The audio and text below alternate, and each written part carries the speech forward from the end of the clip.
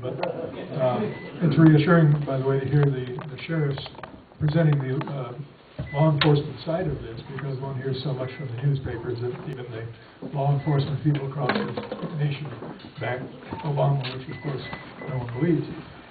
But it seems to me that with regard to your question, if this continues to go forward, now we have nearly 4 years left in this present administration, and heaven knows what can happen in that time.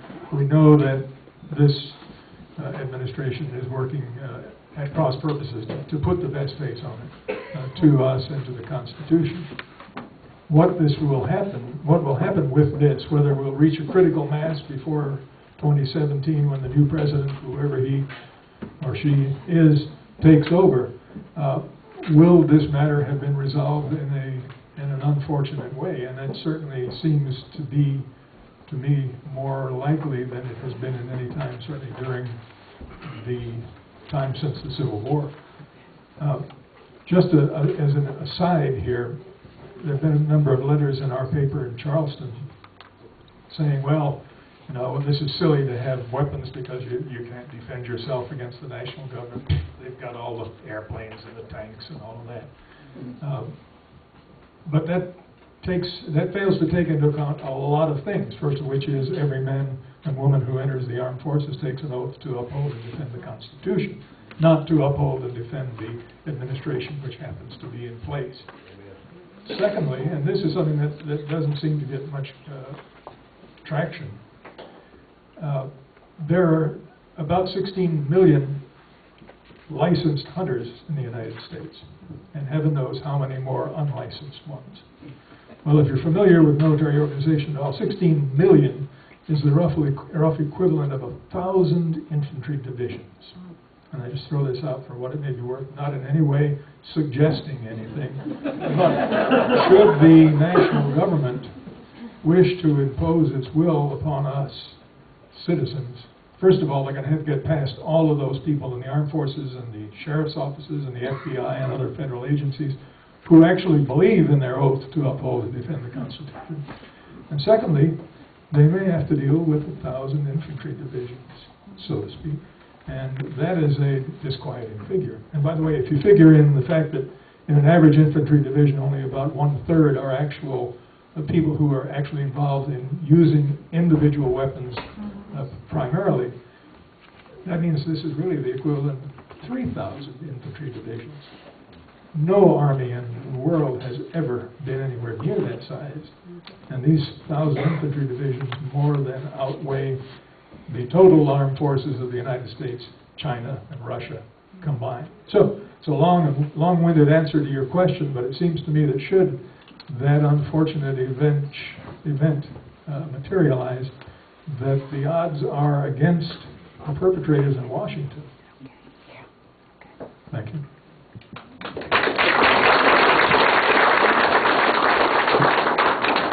I would like to echo those comments and add a few of my own. After the successful attack on Pearl Harbor, the Japanese admiral was asked why he didn't invade California. And his answer was, because in America, behind every blade of grass is a man with a gun. And that's really true. And you also can see that no matter what kind of, well, look what happened during the Revolutionary War. The British were marching down the roads, and where were the colonists? They were in the woods. Thank God I don't live in Charlotte, you know. But in Cherokee County, we've got plenty of woods, you know. We've got plenty of woods up here, too. And the point is, behind every pine tree, there is a man with a gun up here. And we know the woods better than they do. And again, the main thing is that you will see a lot of the sheriff's people, a lot of the federal people, if it ever came down to that, you know where they're going to be? They're going to be home protecting their own families. They're not going to be coming after us. So guerrilla war works. And if it has to come to that, that's what it'll come to. Thank you.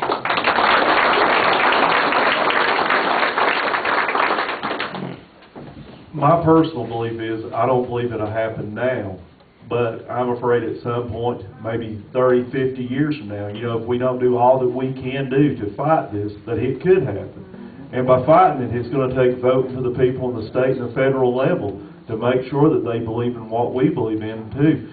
And as Sheriff Banks says, the judges too. So.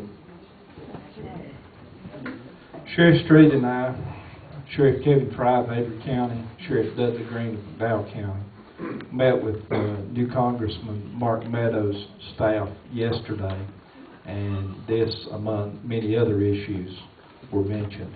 And Congressman Meadows' staff assured us that this is not an issue that is going to get traction from his office or from Congress, that he's in Washington, he's fighting for us, and he does listen to what we have to say. And he will be here, and Sheriff Street and I both have been impressed by the response that we've got from our new legislators, and I'm so proud to see the ones that are here with us today. And by having good legislators in place, like I would just echo what Sheriff Street had said, we can stand up against oppression. And it's something else I just want to throw out, and it may be related or not, but I think it's an interesting fact. In Yancey County, you do not see in the news stories of where you have a home invasion like you do in some of the cities or other locations.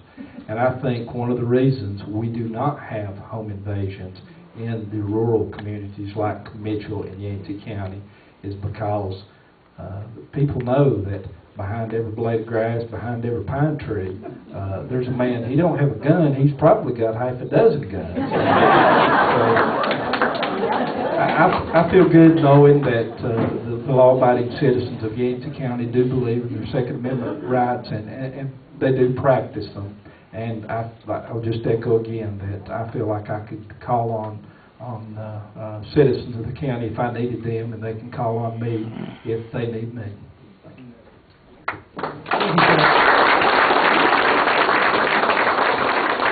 I wish I could be as optimistic that this is a problem that's not going to be a problem for the next until 30 or 40 or 50 years from now. I don't really believe that. I believe we have an administration who has an agenda, and they are going to push that agenda as hard as they can, just like they did with Obamacare and anything else that they're going to push. So I think that we need to be very proactive with our legislators at all levels, okay, at all levels. I don't really know what we can do at the federal level, but look, here in the state of North Carolina, we've got a Republican House, we got a Republican Senate, and we got a Republican governor. And I'm telling you right now, there is absolutely no excuse from you people for not protecting our Second Amendment, First Amendment, Third Amendment, Fourth Amendment, Fifth Amendment, 8th, 9th, 10th Amendment rights. There is no excuse. And I'm telling you, if any of you think you're going to get away by compromising up there in Raleigh, you got another thing coming.